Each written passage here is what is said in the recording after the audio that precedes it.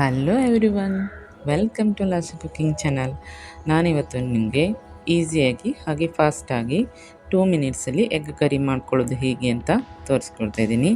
ಈಗಂತೂ ಗ್ಯಾಸ್ ಸಿಗೋದೇ ತುಂಬಾ ಕಷ್ಟ. ಇಂಥ ಟೈಮ್ನಲ್ಲಿ ನೀವು ಅತ್ಯಂತ ಕಡಿಮೆ ಗ್ಯಾಸಲ್ಲಿ ಹೇಗೆ ಅಡುಗೆಯನ್ನು ರೆಡಿ ಮಾಡ್ಕೊಳ್ಳೋದು ಅಂತ ತೋರಿಸ್ಕೊಡ್ತೀನಿ.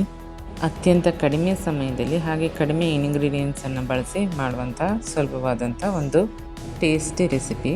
ಹಾಗೆ ನೀವು ಇದೇ ಮೊದಲ ಬಾರಿಗೆ ನಮ್ಮ ಚಾನಲನ್ನು ನೋಡ್ತಾ ಇದ್ದರೆ ದಯವಿಟ್ಟು ನಮ್ಮ ಲಾಸಿ ಕುಕಿಂಗ್ ಚಾನಲನ್ನು ಸಬ್ಸ್ಕ್ರೈಬ್ ಮಾಡ್ಕೊಳ್ಳಿ. ಹಾಗೆ ನಿಮ್ಮ ಫ್ರೆಂಡ್ಸ್ ಆ್ಯಂಡ್ ಫ್ಯಾಮಿಲಿಗೂ ಕೂಡ ಶೇರ್ ಮಾಡೋದನ್ನು ಮರಿಬೇಡಿ. ಬನ್ನಿ ಇದನ್ನು ಹೇಗೆ ಮಾಡೋದಂತ ತೋರಿಸ್ಕೊಡ್ತೀನಿ ನಿಮಗೆ. ಮೊದಲಿಗೆ ನಾನಿಲ್ಲಿ 4 ಟೊಮೆಟೊವನ್ನು ತಗೊಂಡಿದ್ದೀನಿ. ಇದನ್ನು ಕಟ್ ಮಾಡಿ ಮಿಕ್ಸಿ ಜಾರಿಗೆ ಹಾಕಿಬಿಟ್ಟು ಟೊಮೆಟೊ ಪ್ಯೂರಿಯನ್ನು ರೆಡಿ ಮಾಡ್ಕೊಳ್ತೀನಿ. ಇದನ್ನು ಫೈನ್ ಪೇಸ್ಟ್ ಮಾಡ್ಕೊಳ್ಬೇಕು.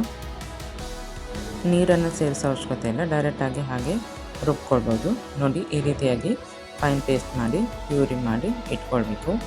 ನೆಕ್ಸ್ಟ್ ಒಂದು ಪಾತ್ರೆಗೆ 2 ಟೇಬಲ್ ಸ್ಪೂನಷ್ಟು ಎಣ್ಣೆಯನ್ನು ಸೇರಿಸಿ ಅರ್ಧ ಟೇಬಲ್ ಸ್ಪೂನ್ ಜೀರಿಗೆ ಹಾಗೆ ಜಜ್ಜಿಕೊಂಡಿರುವಂಥ ಬೆಳ್ಳುಳ್ಳಿ ಹಾಗೆ 1 ಹಸಿಮೆಣಸನ್ನು ಕೂಡ ಕಟ್ ಮಾಡಿ ಹಾಕಿದ್ದೀನಿ. ಹಾಗೆ ಚಿಕ್ಕದಾಗಿ ಕಟ್ ಮಾಡಿರುವಂಥ 1 ಈರುಳ್ಳಿ ಇವೆಲ್ಲವನ್ನು ಸೇರಿಸಾದ ನಂತರ ಎಣ್ಣೆಯಲ್ಲಿ ಚೆನ್ನಾಗಿ ಫ್ರೈ ಮಾಡ್ಕೊಳ್ತೀನಿ.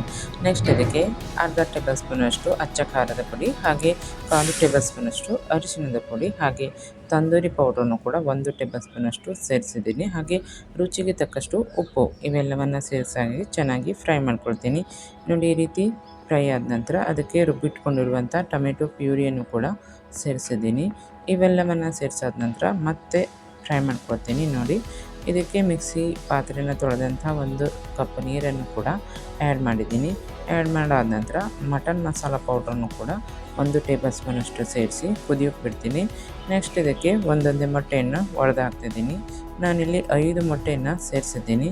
ಇಲ್ಲಿ ಮಿಕ್ಸ್ ಮಾಡಬಾರ್ದು, ಹಾಗೆ ಮೀಡಿಯಮ್ ಫ್ಲೇಮ್ ಮಾಡಿ ನಾವು ಅದನ್ನು ಹಾಗೆ ಮುಚ್ಚಳವನ್ನು ಮುಚ್ಚಿ 1 ನಿಮಿಷ ಅದನ್ನು ಕುಕ್ ಮಾಡ್ಕೋಬೇಕು.